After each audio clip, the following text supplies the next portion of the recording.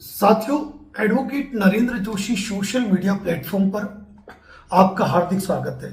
साथियों, आज एक महत्वपूर्ण जानकारी आपके लिए लेकर आए हैं और वो महत्वपूर्ण जानकारी ये है कि जब यदि कभी आपका लोन डिफॉल्ट होता है, अब जाहिर सी बात है, पहली ईएमआई बाउंस होते ही एनबीएफसी कंपनियों में कुछ में तो हाहाकार मच जाता है। उनको लगता है कि अब पार्टी पेमेंट हमको करेगी ही नहीं, तो वो येन केन प्रकारेण साम दाम दंड भेद हर नीति अपनाना चाहते हैं और उस हर नीति के अंतर्गत वह ये कोशिश करते हैं कि आपसे राशि की रिकवरी हो और कोई भी ईएमआई चूके नहीं, और वो ईएमआई भी पेनल चार्जेस के साथ, जो ब्याज एक्स्ट्रा है उसके साथ उनको मिल जाए। अब ऐसे मैटर में आपको कई नोटिसेज आते हैं, तो आज का जो हमारा स्पेशली वीडियो है कि यदि आपका लोन डिफॉल्ट होने पर आपको जितने भी नोटिस आते हैं, क्या उन नोटिसेस का आपको जवाब देना जरूरी है। यहां दो प्रकार के लोन है, अनसिक्योर्ड लोन और सिक्योर्ड लोन। फिलहाल हम बात कर रहे हैं अनसिक्योर्ड लोन के मैटर में, लोन डिफॉल्ट से रिलेटेड मैटर पर। इससे पहले ये कहना चाहूंगा कि हमारे डिस्क्रिप्शन बॉक्स में लिंक दे रखा है हमारे व्हाट्सएप चैनल का।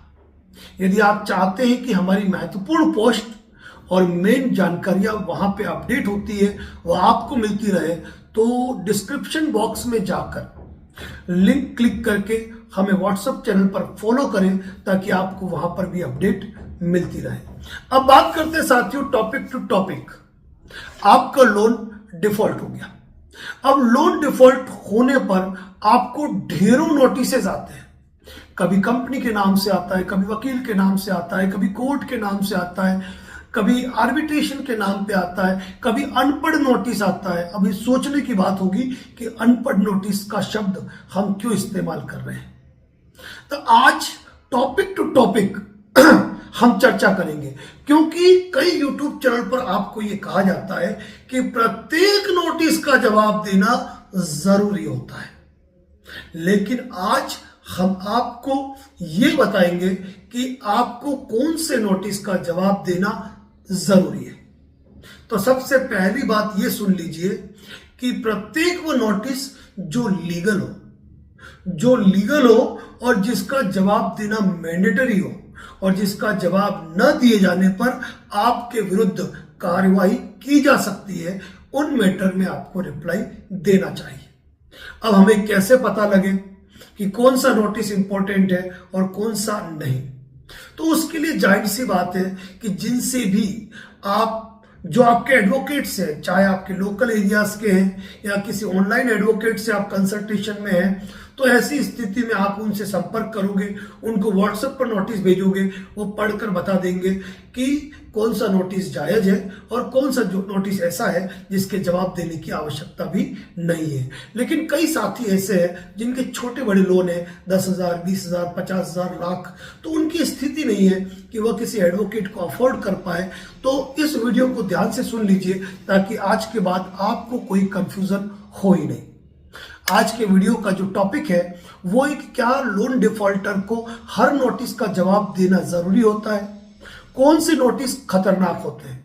नोटिस के जो टाइप है, text message, WhatsApp, mail, advocate notice, court notice, arbitration notice और अनपढ़ नोटिस। अब हम एक एक नोटिस की चर्चा कर रहे हैं, लेकिन इन तमाम नोटिसों की चर्चा के अंदर मैं ये कह दूं कि यदि आपका सिक्योर्ड प्रॉपर्टी लोन है और आपको यदि सरफेसी एक्ट का सेक्शन 13(2) का नोटिस आ चुका है, तो मैं जाहिर सी बात आपको सजेशन करना चाहूंगा, किसी ऑनलाइन एडवोकेट से कंसल्ट न करके अपने नजदीकी, अपने क्षेत्रीय, अपने नजदीक के वकील साहब से संपर्क करें, उसमें लापरवाही बिल्कुल न बरतें। अब आते हैं अनसिक्योर्ड लोन के मैटर में। सबसे पहले साथियों जो बात आती है वो आती है कि हमारे फोन पर जो हमारा नंबर है उस पर टेक्स्ट मैसेज आते रहते हैं। अब टेक्स्ट मैसेज में कई बार एनबीएफसी कंपनियां लिंक भेज देती है। आप उस लिंक को क्लिक करोगे, लिंक में दो प्रकार के ऑप्शन होते हैं, एक लोन को रीपे करने का और कभी कभी उसके अंदर कोई नोटिसेस निकलते हैं। आपने लिंक को क्लिक किया, उसमें सेक्शन 138 एनआई एक्ट का नोटिस आया। मैं खुला कहता हूं, आप इग्नोर कर सकते हैं। आपने लिंक को क्लिक किया, उसमें सेक्शन 25 का नोटिस आया। मैं फिर खुला कह रहा हूं, आप उसको इग्नोर कर सकते हैं। आपने लिंक को क्लिक किया, आपको कोई भी नोटिस आया, आप उसको इग्नोर कर सकते हैं। लेकिन अगर वो नोटिस आर्बिट्रेशन का है तो कंपनियां यही चाहती है कि आप उसका जवाब न दो और आपके खिलाफ एक पक्षीय आर्बिट्रेशन की कार्रवाई संस्थित कर दी जाए, तो वहां आपको लापरवाही नहीं करनी है। ये रहा टेक्स्ट मैसेज के अंदर, और बाकी छोटे मोटे टेक्स्ट मैसेज कुछ भी भेजते रहे तो आप उसको इग्नोर कर सकते हैं। लेकिन यदि आपने किसी ऑनलाइन या ऑफलाइन एडवोकेट की कंसल्टेंसी ले रखी है तो आप उनसे सलाह मशवरा कर सकते हैं। अब इससे पृथक चलते हैं थोड़ा सा, और एक आज की तारीख में एक चीज हो गई, व्हाट्सएप यूनिवर्सिटी पर आज की तारीख में बहुत सारी चीज हो गई है। बहुत सारी चीज यानी कि व्हाट्सएप कॉल किए जाते हैं। मैं सजेशन देना चाहता हूं तमाम लोन डिफॉल्टर्स को, अननोन लोग हैं, अननोन नंबर है, आपको कोई व्हाट्सएप कॉल रिसीव करने की जरूरत नहीं है। ये मानते हैं कि व्हाट्सएप कॉल जो है वह रिकॉर्ड नहीं होती है, ये भी उनकी गलतफहमी है। आप स्क्रीन रिकॉर्डिंग ऑन कर लीजिए, व्हाट्सएप कॉल भी रिकॉर्ड हो जाएगी। ये जो उनका कंफ्यूजन है वो गलत है। अब कॉल इसलिए रिसीव नहीं करनी है, कॉल पर ये लोग अभद्र भाषा में रिकवरी एजेंट हैरान परेशान करते हैं, उससे इग्नोर रहे। अब व्हाट्सएप पर यदि कोई आर्बिट्रेशन का नोटिस आया है तो आपको सावधान होना है। लेकिन व्हाट्सएप पर फिर अगर सेक्शन 25 और 138 एनआई एक्ट या कोई लोन रिकॉल या ऐसे कोई नोटिस आए हैं तो आप उसको इग्नोर कर सकते हैं। कारण बताता हूं साथियों कि सेक्शन 25 हो या सेक्शन 138 एनआई एक्ट, इनके प्रोविजन के अंतर्गत आपको इनको रजिस्टर्ड पोस्ट से नोटिस देना जरूरी है। रजिस्टर्ड पोस्ट से नोटिस दिए जाने के बावजूद ही ये आपके विरुद्ध सेक्शन 25 और 138 एनआई एक्ट की कार्रवाई कर सकते हैं। अगर आपको वो टेक्स्ट मैसेज भेज रहे हैं, यदि वो आपको व्हाट्सएप मैसेज भेज रहे हैं, यदि वो आपको ईमेल भेज रहे हैं, तो मैं खुला कहता हूं कि सेक्शन 25 138 एनआई एक्ट के अंदर जो मेनली चीज होती है ना, जो एविडेंस होते हैं, उसमें आपका cheque, return memo, ECS bouncing की कंडीशन में R7 रिपोर्ट और इसके अलावा आपको भेजा गया नोटिस, पोस्टल रसीद और डिलीवरी रिपोर्ट जो हम हमेशा आपको कहते हैं, वह उनको अपने कंप्लेंट के साथ लगानी पड़ती है। वहां पर आपके व्हाट्सएप मैसेज को या फिर आपको टेक्स्ट मैसेज में कोई नोटिस भेजा है उसको कभी भी कंसीडर नहीं किया जाता है। अब यहां पर ये ध्यान रखिएगा, एक व्हाट्सएप पे कई बार नोटिस आते हैं कि आपको पुलिस कमिश्नर के नाम पे रिपोर्ट फाइल कर दी, थाने के नाम पे रिपोर्ट भेज दी, वहां पे सील लगी हुई है कि इस व्यक्ति ने हमसे लोन लिया और इस व्यक्ति ने हमारे लोन को नहीं भरा, इसने भारतीय दंड संहिता की धारा 420 406 के अंतर्गत अपराध किया है, इसके खिलाफ कानूनी कार्रवाई की जाए। आप बिल्कुल ही इग्नोर कर सकते हैं ऐसे मैसेजेस को। और अगर इसमें भारतीय न्याय संहिता की बात की जाती है, 316 की बात की जाती है, बीएनएस की, नए कानून की, तो भी आप उसको इग्नोर कर सकते हैं। जब उन्होंने पुलिस में कार्रवाई कर दी है तो अब पुलिस कार्रवाई करेगी, आपको नोटिस क्यों भेज रहे हैं? तो यहां डरने की जरूरत नहीं है, यह बात ध्यान रखिएगा। एक अक्सर टेक्स्ट मैसेज, व्हाट्सएप मैसेज के अंदर इस प्रकार के मैसेज आते हैं कि आपका पैन कार्ड ब्लॉक किया जा रहा है, आपका आधार कार्ड ब्लॉक कर दिया जाएगा, आपको विलफुल डिफॉल्टर की श्रेणी में डाल दिया जाएगा। ये मजाक है, ये मजाक खतरनाक पड़ सकता है इन एनबीएफसी कंपनीज को जो कुछ इस तरह के एक्ट करती है, ये आप ध्यान रखिए। आपको इस प्रकार के व्हाट्सएप मैसेज, टेक्स्ट मैसेज या मेल आते हैं कि आपके संदर्भ में कानूनी कार्रवाई कर दी गई है, 48 घंटे के अंदर पेमेंट जमा कराओ। तो ऐसे 24 घंटे 48 घंटे के मैसेज को आपको दरकिनार करना है। एक कॉन्सुलेशन का मैसेज आता है आजकल, लगभग सबको आ रहा है। सेम डे नोटिस भेजेंगे और कहेंगे शाम को इतने बजे आपको जुड़ना है। अब ये कोई जरूरी है कि आप उसी चीज को लेके बैठे होंगे और जो टाइम दिया होगा उस समय आपके घर में कोई जरूरी काम होगा, आपके घर बार में कोई दुर्घटना हो सकती है, कोई मीटिंग हो सकती है, कोई बिजनेस हो सकता है, आप उसका जवाब दें।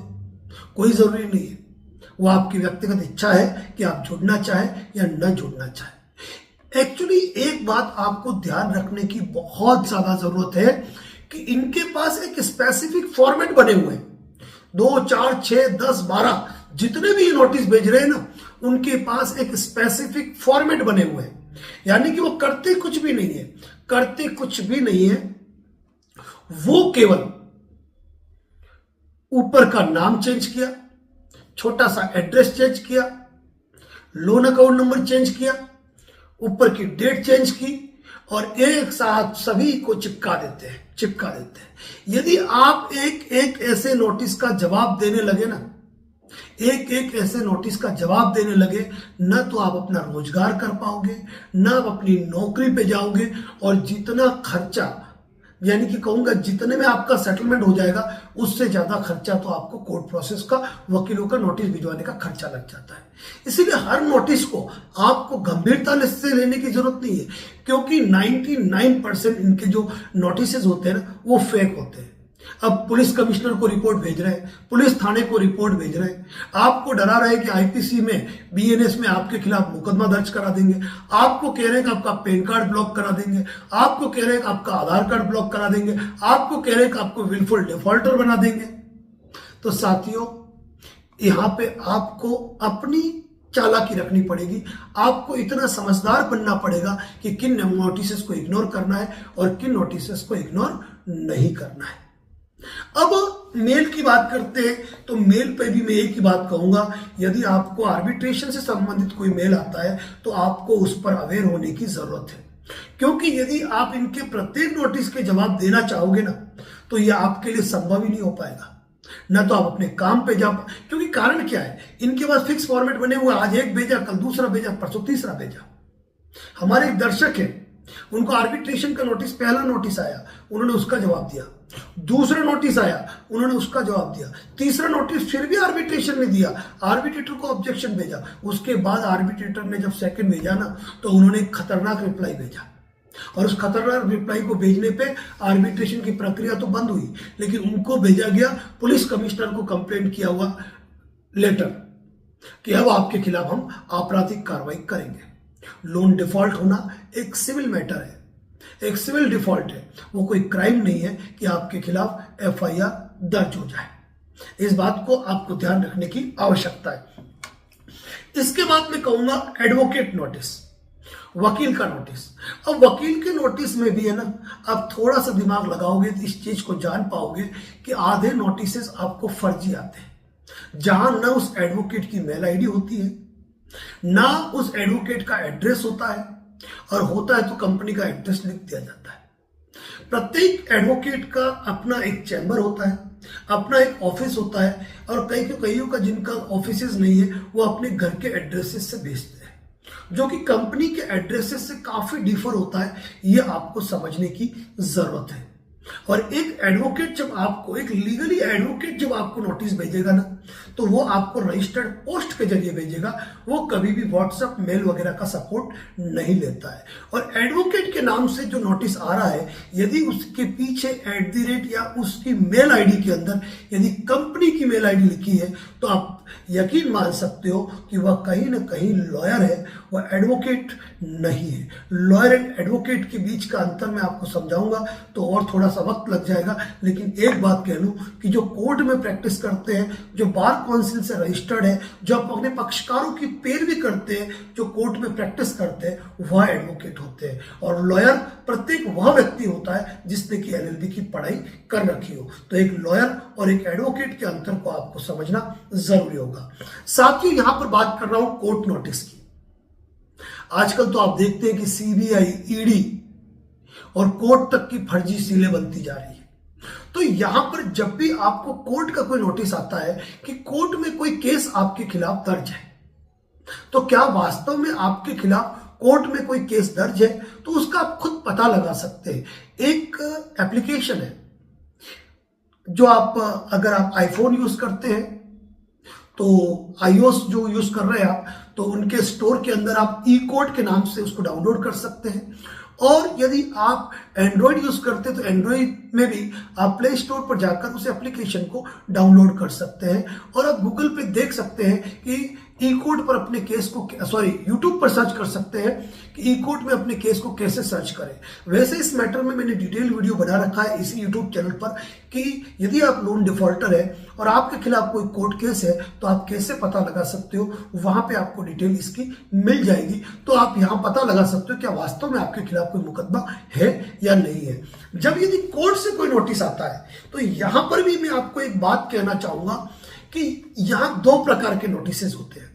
अगर पहला समन आपको आया तो आजकल तो क्या है कि BNSS के 223 के अंतर्गत एक नोटिस तब आता है जब आपके खिलाफ सेक्शन 25 या 138 NI एक्ट का मुकदमा किया जाता है कि आपके खिलाफ प्रसंज्ञान लिया जा रहा है, इस मैटर में आप क्या कहना चाहते हैं। आप डेट पर जाना चाहते हैं, जा सकते हैं, अपनी बात रख सकते हैं। आप नहीं गए, केस एडमिट हो जाएगा। आपको कोर्ट का समन आ गया, कई लोग कहते हैं सर कोर्ट का समन आ गया और कोर्ट में नहीं गए ना तो अवमानना हो जाएगी। अरे भाई, अगर आपके कोई पारिवारिक स्थितियां बुरी है, 1000-1200 किलोमीटर दूर से आपको समन आया है, आपको डेट पे नहीं मिल पाया है, उस डेट को कोई वाजिब कारण हो गए हैं और किसी कारण से अगर आप नहीं जा पाए तो उसमें एक प्रोसेस चलता है, उसके आपको तनाव लेने की जरूरत नहीं है। उसके बाद बेलेबल वारंट होता है, अरेस्ट वारंट होता है और जब तक आपकी सारा प्रोसेस चलता है ना तब तक तो NBFC कंपनी आपके से लोन सेटलमेंट कर लेती है, क्योंकि वो खुद जानती है कि ये मैटर काफी लंबे चलते हैं। अब यहां पर एक बात कहना चाहूंगा, यदि आपके खिलाफ कोई सिविल कोर्ट का नोटिस आया है, सिविल कोर्ट के नोटिस से मेरा तात्पर्य है ये आपको अपने एडवोकेट से पूछना पड़ेगा, भाई मुझे कोर्ट का वो जो समन आएगा ना, वो समन आपके घर पे आएगा, उसको आपके एरिया के डिस्ट्रिक्ट कोर्ट से तामिल कुनिंदा भी लाके आपको साइन करा सकता है, आपको जरिए रजिस्टर्ड पोस्ट पे आ सकता है। यदि उस जगह पे आप विराजमान नहीं है, मौजूद नहीं है, तो ये अखबारों के प्रकाशन के माध्यम से भी आ सकता है। अब जब NBFC ने कोई सिविल केस फाइल किया हुआ है, राशि की रिकवरी का केस फाइल किया है, उसके बाद मैं कह लूं कि अगर आर्बिट्रेशन अवार्ड हो गया है तो आपके स्थानीय कोर्ट से अगर आपको नोटिस आया है तो वहां पर आपको पहुंचना जरूरी है, क्योंकि सिविल केस के मैटर में केवल आपको एक बार समन आएगा और समन, ये उपधारणा हो गई कि आपको समन की तामील हो चुकी है। अगर आप अनुपस्थित रहे तो आपके खिलाफ एक्स पार्टी ऑर्डर भी हो सकता है, तो यहां आपको सावधान रहने की जरूरत है। एक कोर्ट का नोटिस आता है लोक अदालत का। लोक अदालत का नोटिस आया, बैंक अपनी जो समस्या है, NBFC कंपनी अपने जो लोन डिफॉल्टर्स है उनके मैटर में बैंक के सामने, सॉरी जिला विधिक सेवा प्राधिकरण के सामने अपनी कंप्लेंट्स को रखती है और आपको समन किया जाता है।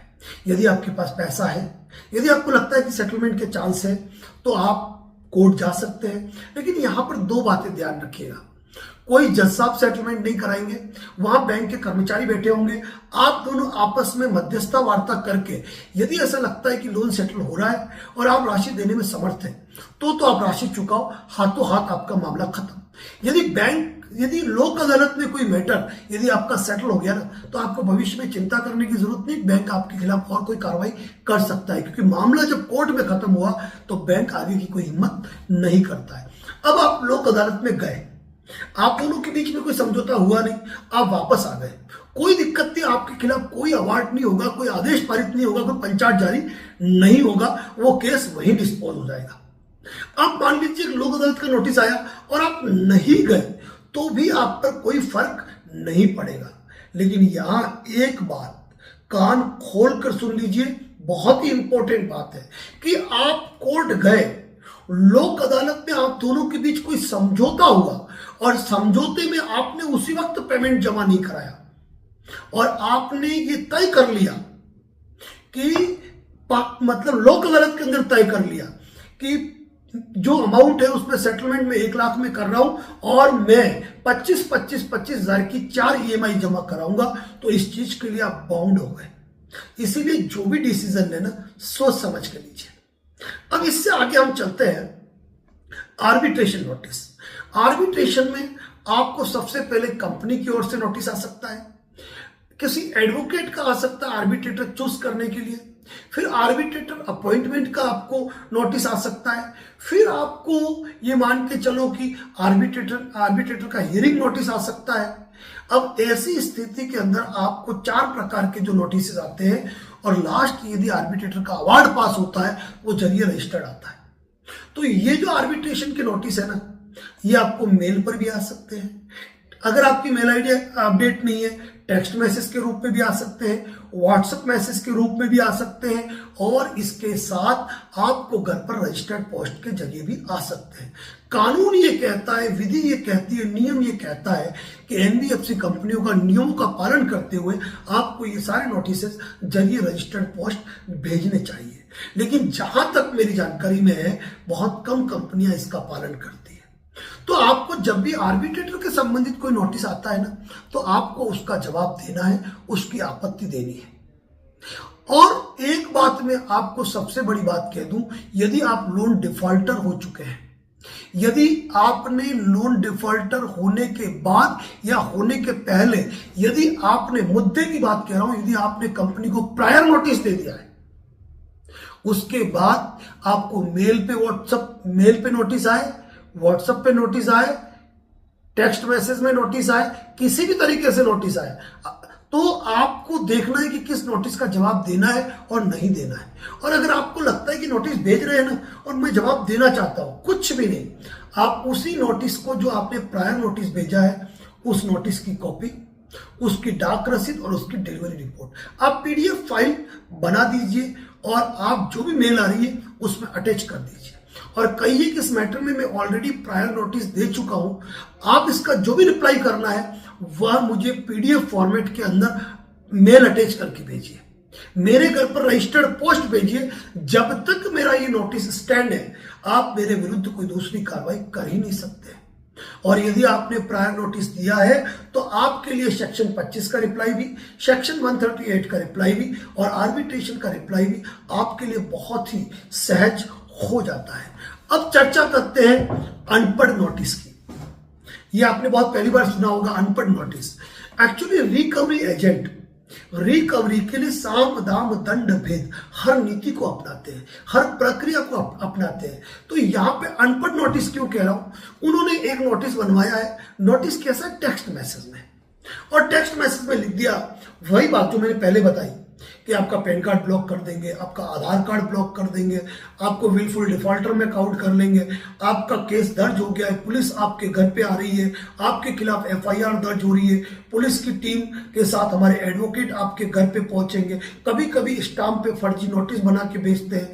तो ऐसी सारी जो चीजें हैं ना, इनको मैं अनपढ़ नोटिस की संज्ञा देता हूं कि अपने पैसे को निकलवाने के लिए एनबीएफसी कंपनियां किसी भी नतीजे पर चली जाती है, किसी भी मुद्दे पर चली जाती है, और इस प्रकार के नोटिस कुछ कंपनियां भेजती है जिनको आपको इग्नोर करने की आवश्यकता है, बस ये ध्यान रखिए। लेकिन एक बात जरूर कहूंगा, यदि आप लोन डिफॉल्टर बन चुके हैं, किन्हीं विशेष परिस्थितियों के चलते, आर्थिक हालातों के चलते आप लोन का भुगतान नहीं कर पा रहे, तो आपको प्रायर नोटिस कंपनी को भेजना चाहिए। रिकवरी एजेंट के लिए इंटीमेशन लेटर बनाना चाहिए। उस प्रायर नोटिस के संदर्भ में कोई नोटिस का रिप्लाई आता है विधित, तो उसका रिप्लाई करना चाहिए। Section 25 the payment and settlement and 138 NIA दोनों का रिप्लाई भी प्रायर नोटिस का आधार ही होगा। आर्बिट्रेशन के नोटिस में एक बहुत बड़े बचाव का काम करता है आपका ये प्रायर नोटिस, यदि आपको उसको विधिक रूप से भेज पाते हैं। लेकिन एक आम व्यक्ति इन सारी प्रक्रियाओं को समझ नहीं पाता है, वो उलझ के रह जाता है। कई लोग हमको पूछते हैं, सर आर्बिट्रेशन नोटिस हम बना देते हैं। अब हम बना देते हैं तो क्या आप उन कानूनी मुद्दों को कवर कर सकते हैं? एक व्यक्ति ने हमें एक चर्चित लॉ फर्म द्वारा बना हुआ नोटिस हमको भेजा, आर्बिट्रेशन ने हियरिंग का नोटिस भेजा है, और उन्होंने रिप्लाई में क्या भेजा कि हमें कुछ टाइम दिया जाए। यानी आपने कंसीडर कर लिया उसको, आपने उसका एक्सेप्टेशन कर लिया। आप जब भी रिप्लाई करें लीगल क्लोज को लेते हुए करें, आप लो पॉइंट के आधार पर रिप्लाई करें, अपनी मर्जी के आधार पर कोई भी रिप्लाई न दें।